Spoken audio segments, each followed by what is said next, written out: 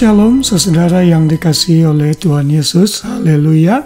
Kita bersyukur kepada Tuhan untuk hari ini, karena hari ini hari Minggu 10 November 2024. Salah satu hal yang perlu kita lakukan saat kita datang beribadah kepada Tuhan adalah kita datang dengan sukacita. Dan saya percaya saudara semua sudah beribadah dan juga banyak dari kita yang terlibat dalam pelayanan. Biar kita terus melakukannya makin giat seperti untuk Tuhan dan menjelang kedatangan Tuhan yang kedua kali. Saudara, dalam ibadah seringkali orang datang bersungut-sungut, aduh ibadah lagi. Tetapi Alkitab mengingatkan kita saat kita datang ke dalam hadirat Tuhan, dalam ibadah, kita harus datang dengan ucapan syukur, dengan hati yang gembira, dengan hati yang bersukacita. Haleluya. Dan hari ini kembali kita akan belajar mengenai sukacita ini dengan judul Pembawa Damai Bersukacita. Saudara, kita ditempatkan Tuhan di tengah-tengah lingkungan kita untuk satu rencana yang indah. Tuhan tidak menciptakan kita by accident. Tuhan sudah memikirkan segala sesuatunya sehingga keberadaan kita menjadi berkat dan memuliakan Tuhan. Dan salah satu hal yang Tuhan mau dalam diri kita saat kita berada di tengah-tengah komunitas kita adalah kita menjadi orang yang menjadi pembawa damai. Bukan malah senang berselisih dan senang sekali berkonflik. Namun kita ditempatkan Tuhan untuk menjadi problem solver, pemecah masalah, dan juga membantu memecahkan konflik yang terjadi di sekeliling kita. Kita akan membaca ayatnya di dalam Amsal 12 ayat 20 yang berbunyi demikian. Tipu daya ada di dalam hati orang yang merencanakan kejahatan, tetapi orang yang menasihatkan kesejahteraan mendapat sukacita.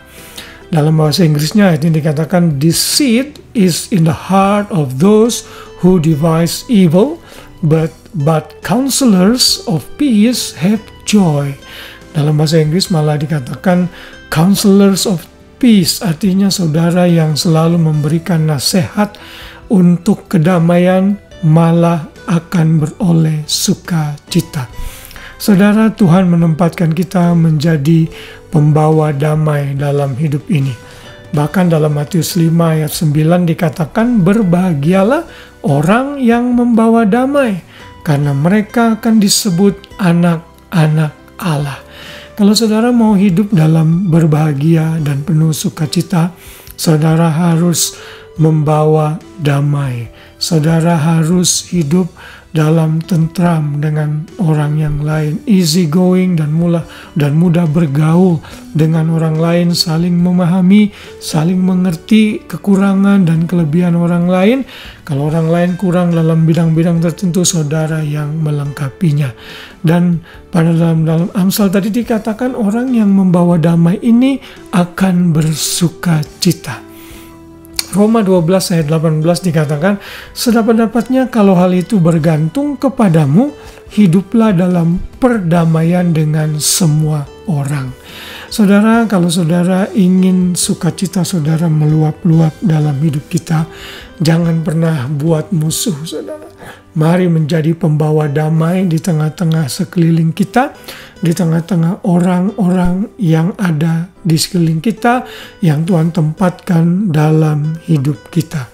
Mereka ditempatkan oleh Tuhan dalam hidup kita dengan satu rencana yang indah.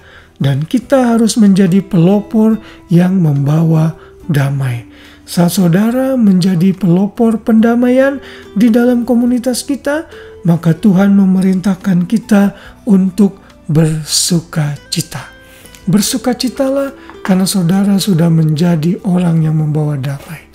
Di dunia ini saudara sulit sekali memperoleh kedamaian.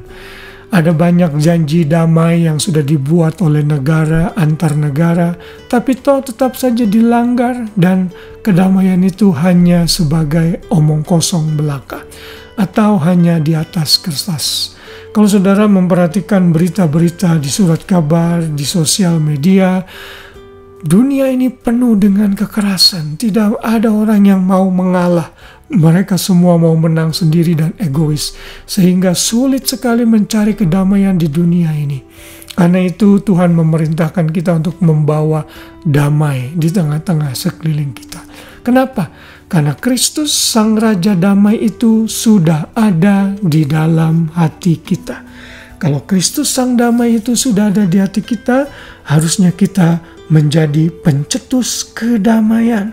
Dan saat kita menjadi pencetus dan pelopor kedamaian, maka kita bersukacita di dalamnya.